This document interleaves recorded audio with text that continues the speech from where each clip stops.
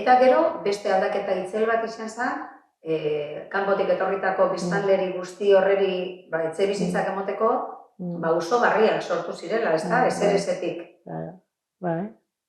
Zeintzuk adibidez? Matzako kasue. Matzako kasue, forji hasi zen hor etxe batzuk egiten, eta, bueno, handik etortzen jentie betetan hasi zen. Claro,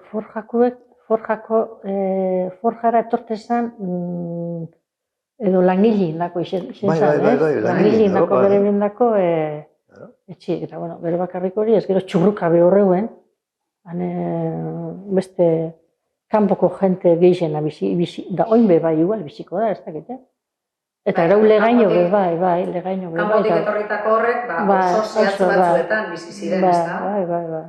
Euskaldun baneka bat bai, baina ez pentsa Euskaldun askotzarik orduen txurrukan nien adibidez. Eta matzan be, gehien bate kanpoko jentie. Eta, claro, kanpotik jente asko sartu zen saso baten. Jente pilu sartu zen. Asko, bai. Bai, asko.